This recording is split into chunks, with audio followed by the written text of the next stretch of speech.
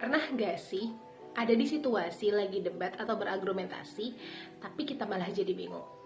Bisa jadi itu tentang tanda sesat pikir. Jadi yuk kenali dulu tentang term dan sesat pikir. Ikatnya, term itu merupakan sebuah kata atau simbol yang dapat memberikan suatu konsep atau pengertian. Dan ada beberapa jenis term, contohnya itu seperti term sederhana. Nah, term sederhana ini merupakan suatu kata yang dapat memberikan satu konsep. Jadi konsep itu sudah ada dengan hanya satu kata. Sementara term lainnya itu ada yang namanya term komposit atau term kompleks. Jadi si term kompleks ini baru terlihat ada satu konsep ketika dia digabungkan dengan beberapa kata.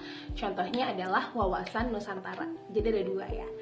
Terus di sisi lain ada yang namanya kategori matis dan sin kategori matis.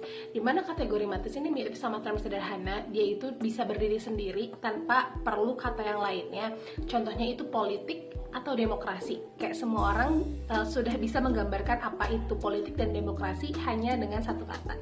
Sementara sin kategori matis ini lebih ke kata yang membutuhkan bantuan lain, seperti bagaimana memahami dari konsep term sebelumnya. Selanjutnya adalah sesat pikir, dimana sesat pikir itu sendiri merupakan cara berpikir seseorang yang sebenarnya keliru dalam membuat kesimpulan.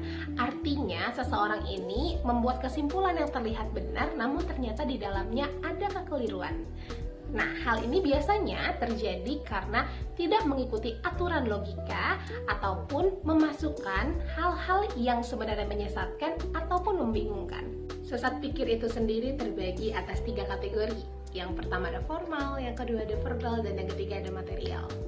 Yang pertama, ada sesat pikir formal, di mana hal ini terjadi ketika adanya kesalahan dalam struktur logika atau argumen yang sebenarnya isinya itu bisa jadi benar. Contohnya, jika hujan turun, maka jalanan akan basah. Dan jika jalanan basah, berarti artinya hujan turun. Padahal bisa jadi jalanan itu basah karena disiram. Selanjutnya adalah sesat pikir verbal, di mana kesalahan ini terjadi ketika adanya ambiguitas dari suatu kata yang digunakan dalam argumen. Contohnya, semua yang ringan tidak berbahaya. Gas melon itu ringan, jadi tidak berbahaya. Kata ringan ini memiliki ambiguitas dari segi berat massa maupun dari segi dampaknya. Yang terakhir adalah sesat pikir material, di mana kesalahan ini terjadi karena adanya argumentasi yang tidak sesuai fakta atau menggunakan premis yang keliru. Contohnya, orang kaya tidak pernah susah. Sinta kaya, jadi ia tidak pernah susah. Biar gak terjebak sesat pikir, yuk mulai berpikir logis dan kritis mulai dari sekarang. Jangan asal debat, pikirkan struktur dan makna kata. See you later.